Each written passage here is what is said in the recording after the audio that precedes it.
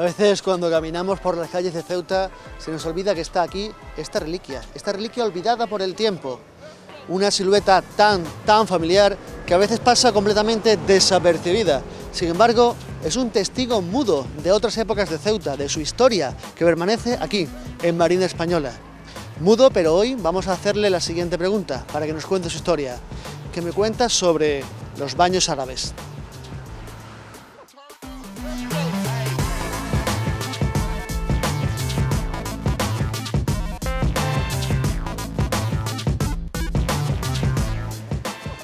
Hoy tenemos la suerte de contar como anfitrión y como guía para hablar de la historia de los baños árabes con Gabriel Fernández Humada. Gaby, muchísimas gracias por estar aquí. ¿Qué tal? Hoy un placer y muchísimas gracias por hacernos este favor. Nada, hombre, a mandar. Esto era una espinita que yo tenía ahí pendiente de resolver porque hemos recorrido el patrimonio cultural este verano y nos quedaba una de las cosas que a mí personalmente me gustan más de la historia de Ceuta, que es estos baños árabes. Sí, el baño árabe de la Plaza de la Paz. Espero que sea grato el ratito que vamos a echar aquí. Estoy seguro que sí, pero yo lo primero que te quiero preguntar es exactamente los baños árabes, ¿qué eran?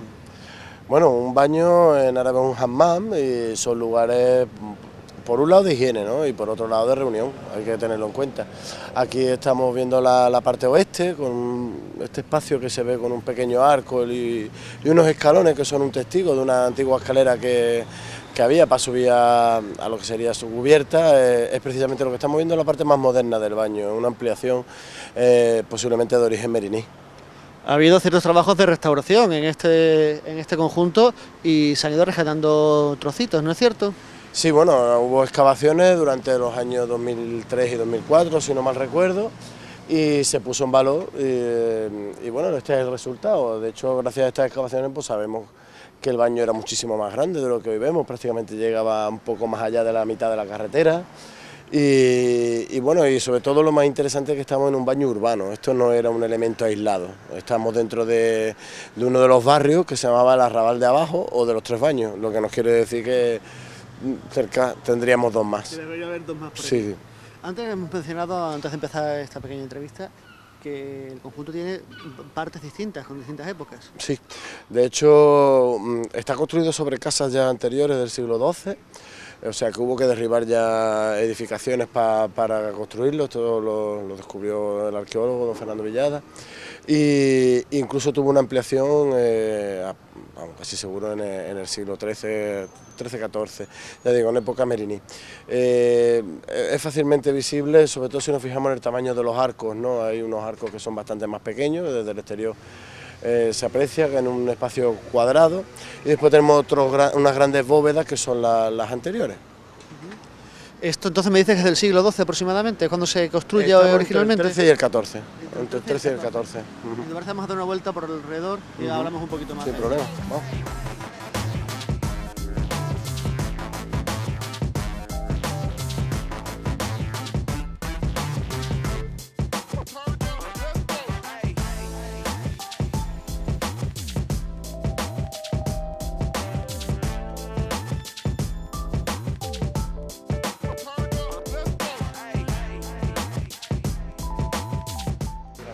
Bueno, ¿qué podemos apreciar en este muro de aquí? Sí, bueno, en este muro exterior lo que vemos es un gran arco, ¿no? Que acaba en lo que parece una esquina, que se ha quedado fosilizada en la ampliación meriní.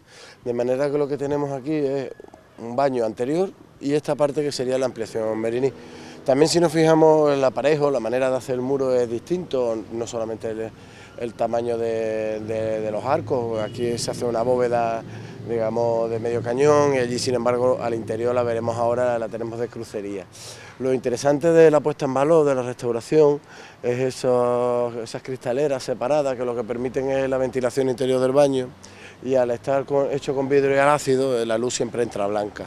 Es interesante, puesto que estos son edificaciones que por fuera pues, no parecen muy altas, y ahora cuando entremos nos daremos cuenta que realmente sí que lo son, puesto que son edificaciones enterradas. ¿Hay muchos baños árabes similares a este en el mundo? ¿O podemos decir que esto es una cosa bastante particular de Ceuta? No, hay muchos. De hecho, solamente hay que pasar la frontera hoy día y nos encontramos que es algo habitual. El hammam viene con la cultura islámica, ¿no? El hecho del baño público. Y es muy interesante, por ejemplo, en medinas como la de Tetuán, donde todavía hay baños en funcionamiento, o Shawen, donde, particularmente en esta última que he comentado, no se abren al turismo puesto que son necesarios. No era normal tener donde asearte en casa, así que antes de cumplir con los ritos de ir a la mezquita, como sabemos todos, 5 veces al día, en muchas ocasiones pues ese aseo, el hajj, pues, se hace en el baño. Es muy habitual, prácticamente cada arrabal tiene que tener un baño como poco, y siempre cerca de mezquitas en muchos casos, o de las puertas de las medinas o de los barrios. ¿Y hay algo que caracterice especialmente a este que tenemos aquí en Ceuta? Este baño es muy interesante, bajo mi humilde opinión, por el tema de la ampliación, ¿no? Lo que estamos viendo es realmente un ejemplo más de cómo la ciudad está recibiendo inmigración andalusí, ¿no? O cómo la ciudad se queda pequeña, o las instalaciones de su momento en la Edad Media se van quedando pequeñas. Al igual que en Huerta Rufino vemos cómo se hace un barrio nuevo, vemos cómo instalaciones anteriores se amplían. Yo a los más pequeños siempre se lo comento de la misma manera: si tenemos un cine, tenemos dos opciones: o construimos un cine nuevo o ampliamos el cine, ¿no? ¿Por qué pongo el cine? Porque es uno de los mejores ejemplos de un espacio de uso público, pero de carácter privado. Evidentemente tiene un dueño, pero es utilizado por el público general. Aquí se pagaba, evidentemente, para entrar. La puerta estaría por aquí, casi seguro, puesto que la entrada que vamos a hacer ahora la vamos a hacer por donde estaban las calderas. Si te parece, vamos a seguir dando la vuelta.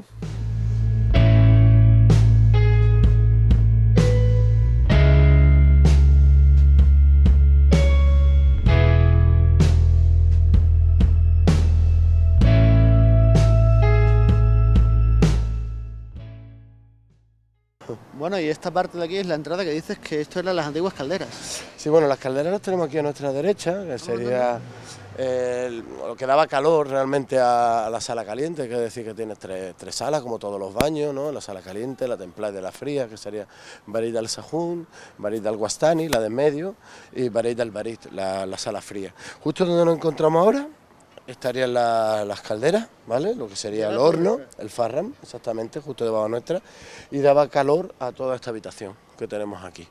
Se aprovechó, bueno, primero venía muchísimo más sencillo hacerlo aquí, para hacer también una entrada en rampa para discapacitados. No me digas que ya tenían cuestiones de accesibilidad en esa época. No, esto se ha hecho con la puesta en valor, Vale, pensé que te referías a la época del siglo XII, digo, mira qué previsores. No, ni mucho menos. Y entonces ahora mismo llegaríamos a la zona del patio, que funcionaba como vestidor, como vestuario. Debajo de nuestros pies tenemos el aljibe, ¿vale? Un aljibe que todavía recoge agua, como vemos, ¿eh? Aquí tenemos la boca del aljibe, y detrás nuestra las letrinas. Esto es muy interesante porque, aun estando cercanas las unas a las otras, lo que vemos es realmente como están cerca pero no mezcladas, ¿no? A un lado tenemos, si me da un apretón antes de entrar al baño, pues tenía la posibilidad de ir al servicio, como vulgarmente decimos, y de aquí se extrae el agua, que es un agua limpia para el propio baño. El aljibe supongo que estaría sin cubrir, pero ¿las letrinas también estaban al aire? No, ni mucho menos. Las letrinas, si vemos este murete, Sí. Este murete es un testigo, que es lo que me está indicando que aquí había un muro con una puerta aquí, otro murete con otra puerta aquí y otro murete con otra puerta aquí. Son 3 letrinas independientes, evidentemente. La gente tendría que tener su pequeña intimidad para hacer sus cosillas, ¿verdad? Sí, claro, evidentemente. Esto es muy interesante, esto ya lo vemos en Huerta Rufino y en cantidad de medinas, ¿no? El tema de, por un lado, el abastecimiento de agua y por otro lado, las canalizaciones de aguas fecales, ¿no? ¿Qué capacidad tenía esta instalación aproximadamente? Pues mira, no sabría decirte, el baño en completo, hoy hemos entrado a 30 personas por sala actualmente y nos queda un tercio de lo que era, o sea que podríamos multiplicarlo por 3, ¿no? Unas 90 personas aproximadamente, por sala, sí, por sala, así que esto tirando muy a lo alto, evidentemente. Yo me atrevería a especular que estando cómodo quizás es unas 40, 50 personas. Bueno, pues vamos a hacer una cosa que mucha gente no ha hecho, a pesar de que esto lleva, como tú dices, puesto en valor desde hace bastante tiempo, que es cruzar estas puertas y entrar al interior de los baños árabes.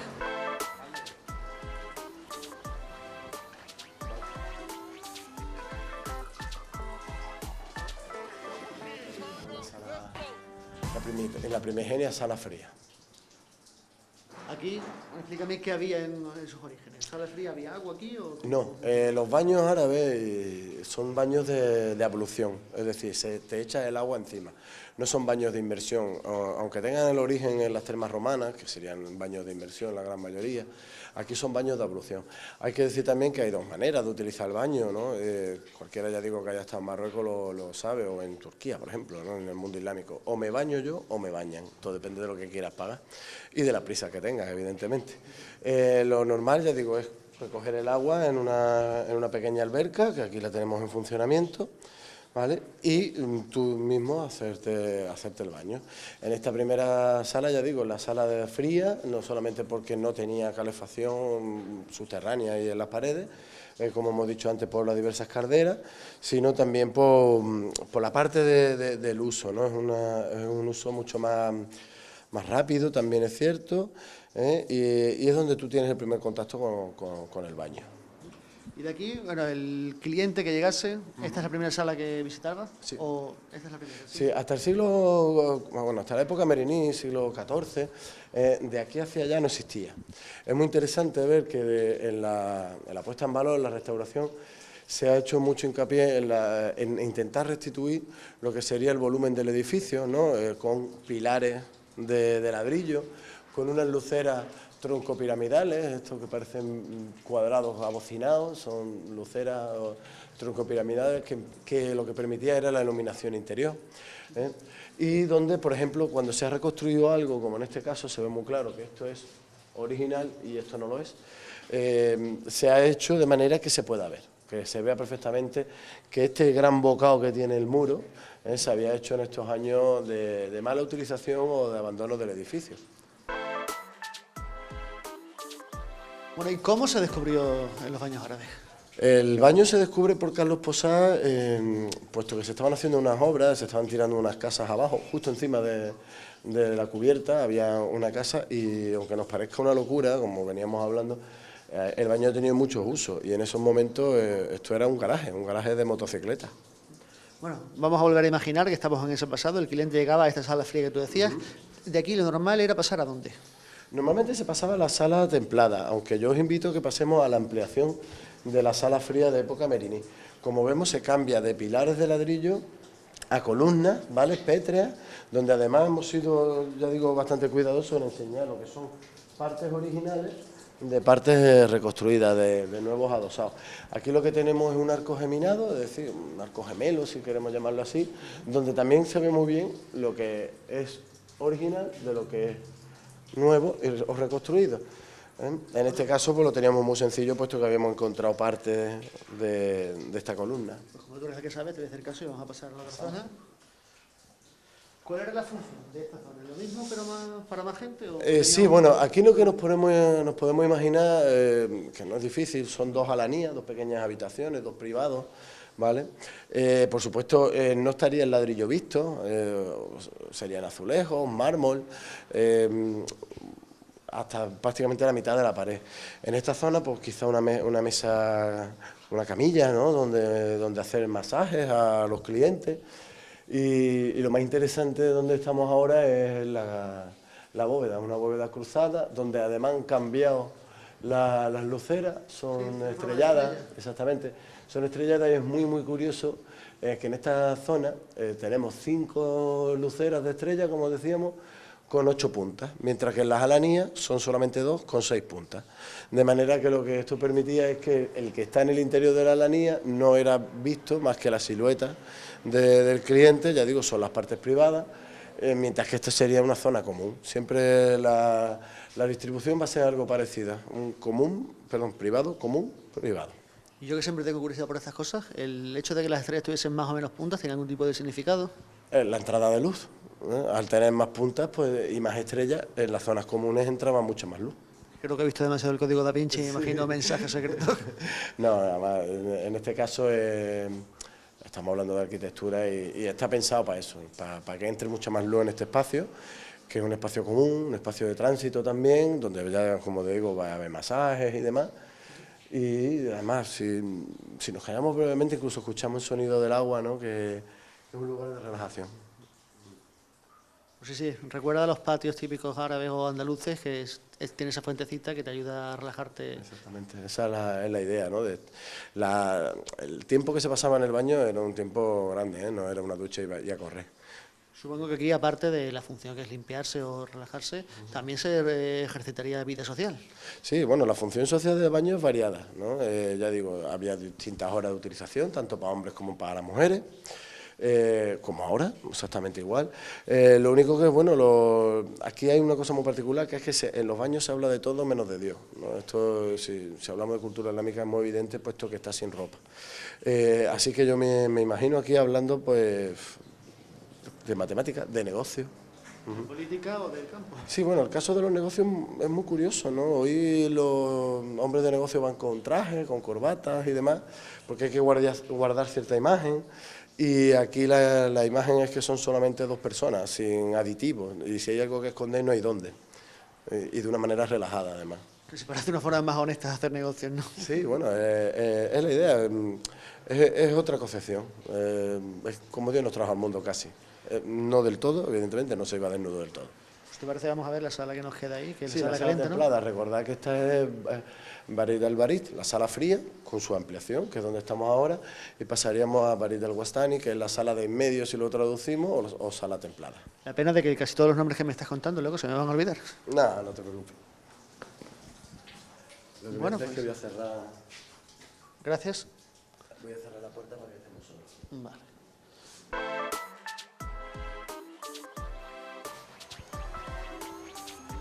Fíjate que a pesar de que esto no es muy grande, me ha engañado y esta sala, especialmente no me imaginaba que estaba aquí. Y mira, desde fuera Sí. es evidente.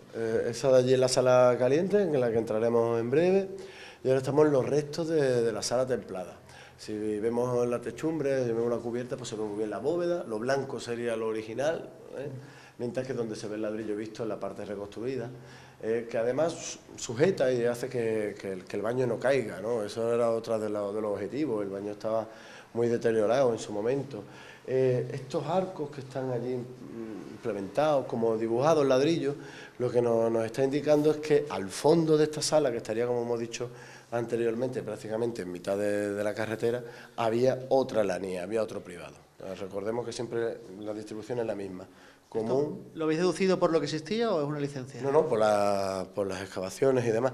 De todas maneras, solamente hay que mirar atrás y vemos que aquí tenemos otra lanía. O sea, siempre se corresponde a lo mismo. Una zona privada, una lanía, una zona común y otra privada. O sea, que tiene cierto paralelismo cada sala, ¿no? Sí, es la idea, es la idea. Dentro de lo que es la bóveda, tú guardas una geometría. Bueno, y esto imagino que no estaba aquí en el siglo XIV. No, aquí lo que hemos hecho es, bueno, una proyección asométrica, un dibujo con perspectiva, donde vemos el horno, que decíamos en un primer momento, la caldera debajo de la sala caliente, también con una alanía, una zona común y la proyección de lo que sería la siguiente alanía, la sala templada, que es donde estamos ahora, donde en esta alanía pues, encontramos la puerta de comunicación con la sala fría, la ampliación Meriní, con sus dos alanías y la zona común en el medio, y el patio, que funcionaba, como hemos dicho antes, de vestíbulo, con sus 3 letrinas y el aljibe. Después, bueno, hay dibujos y secciones ya, digamos, más serias, ¿no? Más de trabajo de arquitectura, y algunas fotografías del momento del descubrimiento, hechas por don Carlos Posamón, aquí las tenemos, estas dos, en blanco y negro, de los años 60, donde ya el aljibe era perceptible, donde en mitad de la plaza aledaña nos encontramos otro aljibe, y donde vemos esos grandes vacíos, esos grandes bocados y rotos, ¿no? del propio baño. La casa ya se había derribado, como vemos. Este es el baño en el año 2000. Que esto se extendería en esta dirección, pero ¿en esta también o no? No, se extendería hacia el norte, hacia lo que es la carretera. Esto también durante la excavación el compañero Fernando Villada y José Manuelita también estaban en estas excavaciones. La sala caliente tiene un sistema de canalización de aire que se introducía en la carretera, entonces gracias a eso pues también se pudo ver, ¿no? Más o menos la línea que seguía el edificio.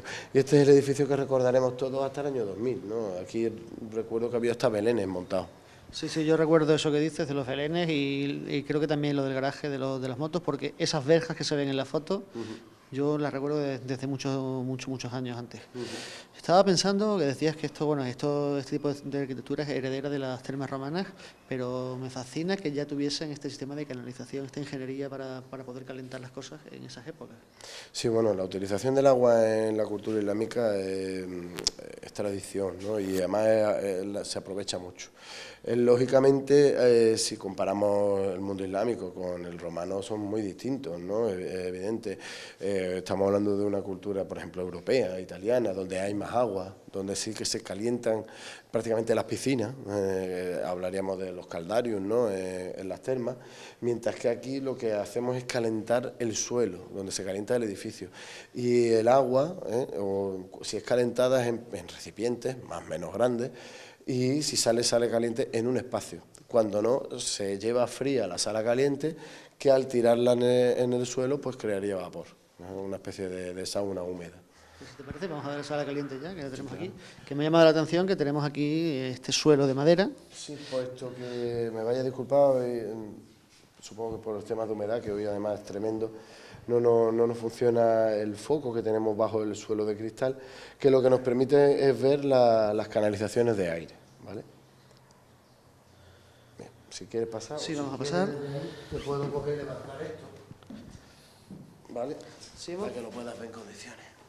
Grábate ahí. Que fíjate cómo está de agua eso, tío. Sí. Aquí es normal que la humedad se lo coma todo. Fíjate cómo está de agua, tío. Sí. Y vuelve a ver. ¿Cielo?